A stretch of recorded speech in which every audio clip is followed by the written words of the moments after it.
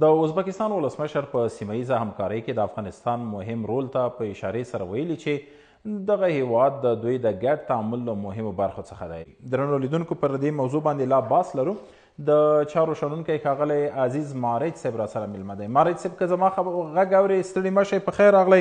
په پیل پوښتنه هم همدا واوسي چې په اوسنیو وختونو کې د سیمې په ثبات کې د افغانستان رول څومره مهمه دی؟ مننه جناب نفیسه محترم نوبت تاسو حکام کرام تلیدونکو سلام احترامات وړاندې کوم. ګوره دغه د جنوبي اسیا هیوادونه چې کله شوروي په نوم باندې سوویت رژیم جوړ سه په 1922 کال را دې خواته دوی ورو ورو سره مستعمره کړله، ونیوله، د شوروي جزء کړله. د دوی د اقتصادي سیستم ورته په بل مخ کې لکه یو پرزه د موټر لادا مثال دی، ټایر په یوه ځای کې جوړېده، ماشین بل جمهوریت کې جوړېده، باډۍ بل جوړېدله. دوی غوښته دغه سیستم داسې مشترک یا والګا همداسې یا ماسکویچ یا همداسې نور تولیدات چې دوی وه. په 1991 کال کې دې هېوادو خپل استقلالیت واخیستل. ګرچې سیاسي استقلالیت نه لري، خو هېوادونه سول او بیرته اقتصادي ته لاړل. ازبکستان یا مثلا ترکمنستان دوی هم کرا لکه د جاپان په ډول باندې چې هغه خپلواکي واخیستله. د خپلواکۍ نه وروسته کرا په خپل مټ ودرېده. نن د دنیا د اقتصاد خبره کوي. دویم د پرمختګ په حال کې دي. علاوه له هغه نه مقتضیات د وخت و زمان هم ایجابوي، لکه افغانستان هم اوس لاسوکۍ اچوي هر هېواد، ځکه دغه حالات شرایط هم دسته تقاضا د وخت ده چې باید اقتصاد پیاوړی سي، سهولت د ژوند، معیشت د ژوند، د روزانه د ژوند معیشت باید یاسي او جوړ سي او هغه سي. نو بنان دا هېوادونه په دې باندې پوهېږي، دوی په خوله په زغره نه وایي چې په سیمه کې یو هېواد ناامني، خاصتا افغانستان چې دوی لپاره د شرق و غرب، د مرکزي اسیا، جنوبي اسیا، تر هند، تر ګرمو اوبو، تر خلیج فارس، تر بندر عباس، تر دې ټولو پورې تر باب منډب پورې دغه لاره د دوی ته سهولت جوړوي او دغه لاره یې دوی ته چې اسانه او ارزانه تمامېږي. همداسې شرق و غرب، مثلا جنوبي اسیا هم غواړي مرکزي اسیا ځان وصل کړي. هند، چین مثلا ایران ته، ایران شرقي اروپا ته، دغه ځای نه بیرته بیا عربي هېوادو ته، ترکیې ته مثلا مدیترانې ته ځان رسول، دا په خپل ذات کې دته ترانزیت د افغانستان یو ترانزیت، یو کسبم، یو ګمرک ده. په شمال کې راځي 4 کېږي. همداسې ایران چې تریلیون ډالر له 2000 کال کې له چین سره قراردادونه کړي، غواړي مرکزي جنوبي شرقي اروپا ته، اسیا ته ځان ورسوي. دلته اوس خبره دی که د یو دا مسله ده، هوایي او ترانزیتي او اقتصادي. بل دوی مله په خوله نه وایي تهدیدونه چې څنګه تورنه پاکستان د دې لپاره چې ځان بچ کړي له تورنه په افغانستان لګوي، یا کله کله ایران هم د خپلو مقاصدو لپاره تاجکستان ټول لګوي، یا د امنیتي او تروریزم او تهدید جوړوي چې غرب راځي او داسې کړي باګرام او دا ده. دوی دغه 50 کاله 45 کاله چې اقتصاد ته یو تاوان زړه ده، بې امني د افغانستان دی. دوی اوس د دې لپاره چې بیا امن نه سي افغانستان، یو امنیتي تهدید جوړ نه سي، تدابیر خپل نیسي اقتصادي. ما وویل چې دا مرکزي اسیا هېوادونه خصوصا ازبکستان، بله مارج صاحب، لکه تاسو په خپلو خبرو کې چې ورته وویلې، پاکستان بار همدا ادعا کړې چې له افغانستان ورته تهدید دی یا ګواښونه دي، ولې اسلامي امارات بار ډاډ ورکړی نړیوالو ته، ګاونډیو هیوادونو ته چې افغانستان خاوره به د هیچا پر ضد نه کارول کیږي او دلته ثبات دی، په دغه خاوره باندې دوی خپل ټول حاکمیت لري. نو بیا ولې دغه ډول څرګندونې کیږي د ګاونډیو هیوادونو لخوا نه یا د سیمې یو شمېر نورو هیوادونو لخوا نه؟ د دې هېوادو د حق د صدا خبرې دقیقه ونه مني، ځکه متاسفانه یا د افغانانو بېغورۍ نه یا د بېکفایته رژیمونه دلته چې له داود خان رانیولې تر د آخري رژیمو پورې دلته همیشه حکومت سقوط کاوه. په بل مخ کې ده مختلفې ډلې راغلي دي، د اسلام په نوم، د میراب په نوم، د منبر په نوم، د جهاد په نوم، د بل په نوم، د دیموکراسۍ په نوم، د کمونیزم په نوم خلک خطاوې سره مرګ ژوبله کړي. خپل وطن خپل هېواد وران کړی، خپل وطنوال وځلي. ځکه دوی اوس فکر کوي چې دا په خپل ځان رحم نه کوي.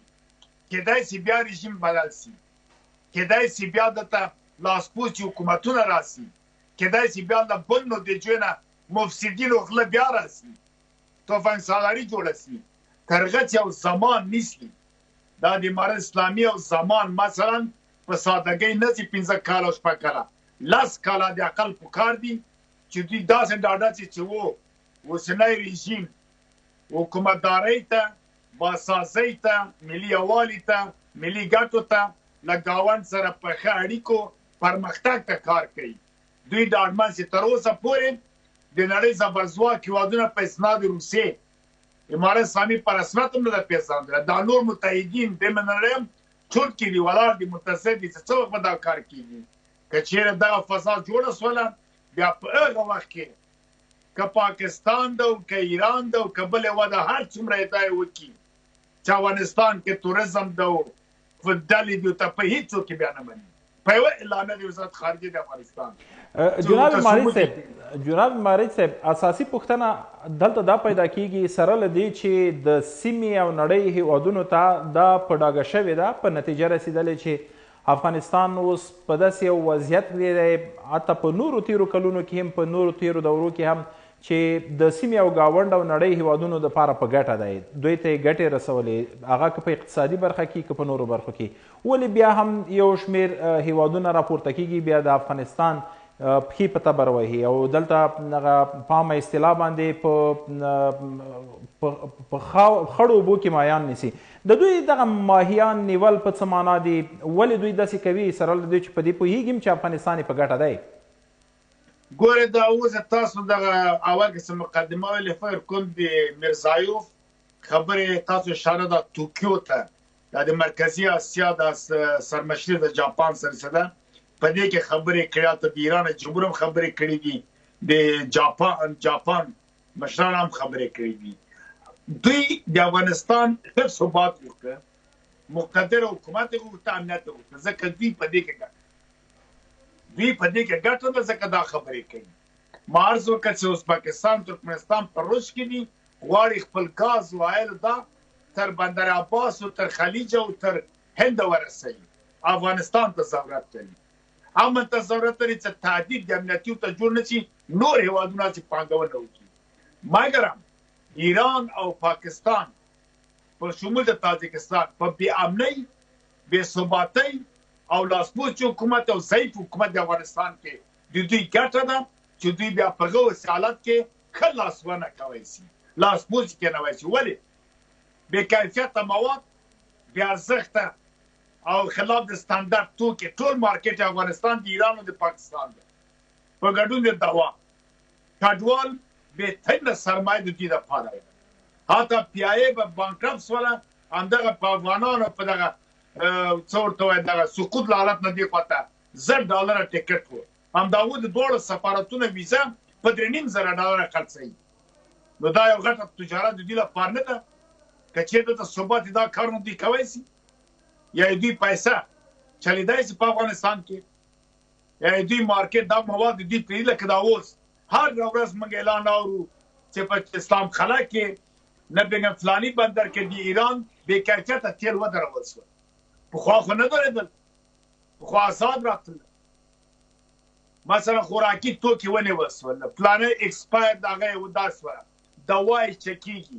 نو دا غواړي دوی د پاکستان څومره چې جنګ جګړه په افغانستان کې د جګړې میدان ګرم لکه امریکا چې په دنیا کې جګړه کوي، یو لوی حیثیت لري. پاکستان جګړه کې که د پای پوښتنه دا وشي سره له دې چې دوی دا هیله لري چې افغانستان باید یو د پرمختګ دپاره یو متمرکز هیواد اوسي، په عمل کې څه کول پکار دي د سیمې او ګاونډ هیوادونو لپاره چې څه باید وکړي تر څو واقعا له افغانستان سره په اقتصادي او پرمختیایي برخو کې دوی ښه رول ادا کړي؟